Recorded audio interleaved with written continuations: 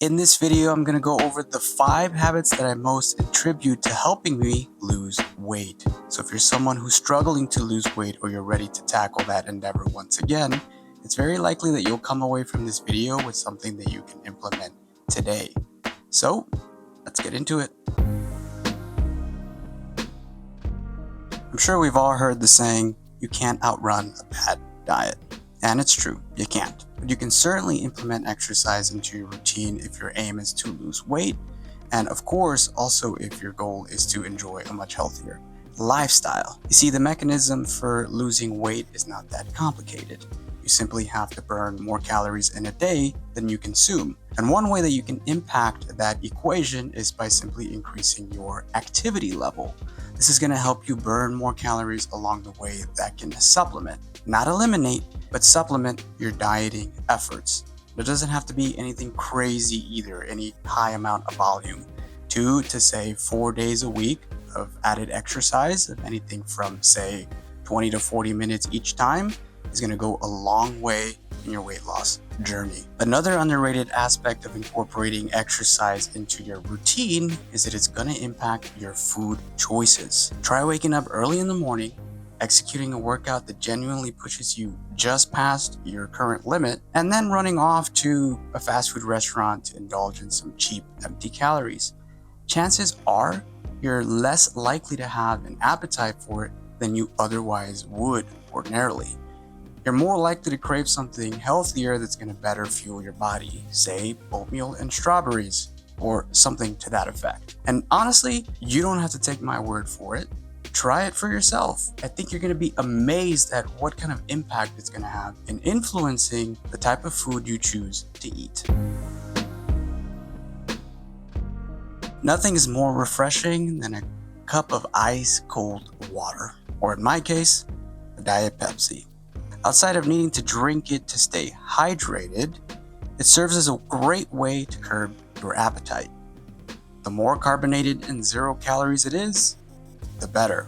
Every time that my stomach is growling and I'm thinking that I won't make it to dinner without caving into the temptation to snack on something, I reach into my fridge, I pull out my carbonated drink of choice. If you're currently drinking regular soda, you get the added benefit of also cutting out all of those empty calories. It also serves as a great way to cap off your meal, particularly if you ate all the calories that you allotted for that specific meal, but you're still feeling hungry.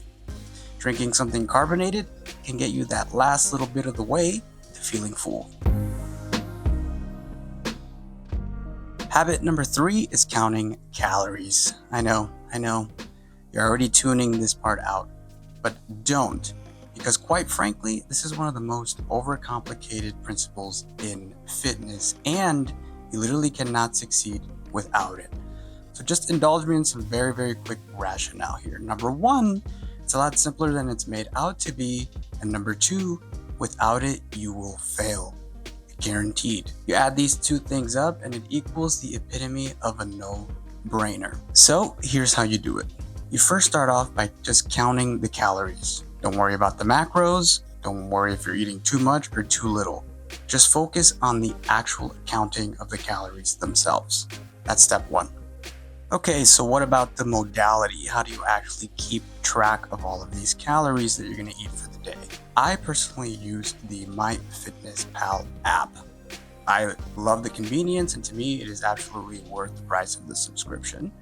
But there are plenty of other apps out there in the app store, so go ahead and take a gander there and see what speaks to you. But it doesn't need to be complicated. When I first started doing this, I was literally just keeping track of everything using pen and paper. And that sounds tedious until you realize that, like, for the most part, you're eating like 5 to 6 meals more often than not, all of the time.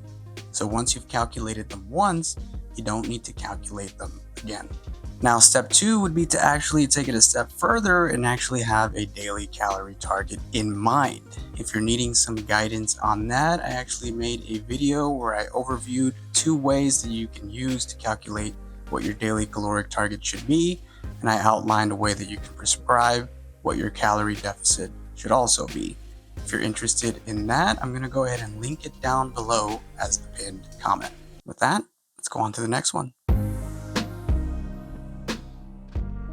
Habit number 4 are daily weigh-ins. This habit I enjoy for 2 main reasons. Number 1, it provides much faster feedback than something like, say, weekly weigh-ins.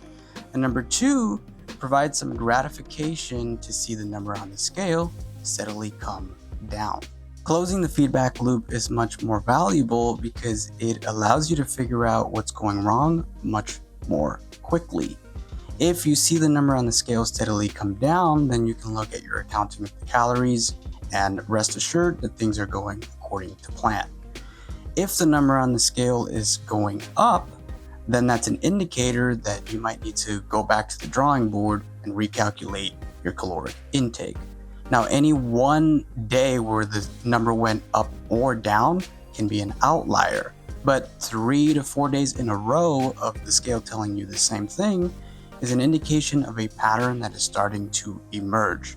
Now, imagine if you were doing weekly weigh-ins. You might discount one of your weekly weigh-ins as a potential outlier, which means it's actually taking you 2 weeks before you start to see a pattern emerge. This shortening of the timeline from, say, 14 or more days down to something like 3 is a big deal. Not only does it save you a bunch of time, it's a lot less data that you have to sift through to try to figure out where you're going wrong. Also, it doesn't take very long to do this. It takes 2 minutes maybe to wake up in the morning and weigh yourself and take accounting of the reading. So time is not a constraint, especially if it could save you weeks, if not months, along your weight loss journey. Now, if you are starting to see that number come down, this is going to introduce some gratification into the system, a little dopamine, if you will. And this is going to be like the hack of all hacks. It sounds nuts, but once you start doing this right, you may start looking forward to the gratification you get from the scale telling you that you're losing weight more than you look forward to the gratification or dopamine rush of eating something like ice cream or pizza. I know that sounds crazy, but I can assure you I've experienced this myself. And this is the type of thing that makes a habit sticky. It could be one of the hidden low-key reasons why you actually stick to this weight loss thing and obtain your goals. All right, I'll keep this one short and simple. I have an unrelenting sweet tooth. So I allow myself 10 to maybe 15% of my daily calories to come from some sort of treat. For me lately, it's been some chocolate, a banana nut muffin, some cookies, something like that. I tend to eat it at the very end of the day as a way of rewarding myself for a hard day's worth of work. See, here's the thing. What's the point of crafting the most optimal, perfect diet plan that you're never gonna stick to? If I ate the most optimal thing, healthiest thing, I guarantee you my little sweet tooth monster is gonna become ravenous. I'm eventually gonna lose my restraint and my motivation to keep that at bay, and I'm gonna feast on a bunch of nonsense, undoing all of my hard-earned progress.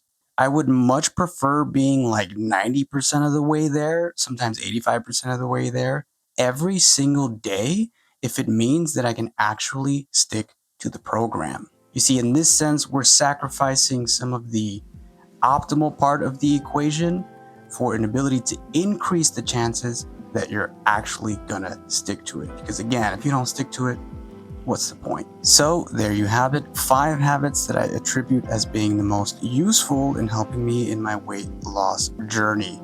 I hope that you were able to take something away from it, and I genuinely hope that it has had and will have a positive impact on your weight loss journey. Once again, I have linked a video on the pinned comment down below that provides some guidance on how you can actually calculate your daily caloric target. So if you're interested in that topic, go ahead and check that one out next. Please leave a comment down below telling me what material or topics you'd like to see me cover next. Thank you all for watching, and I'll see you in the next one, my friends.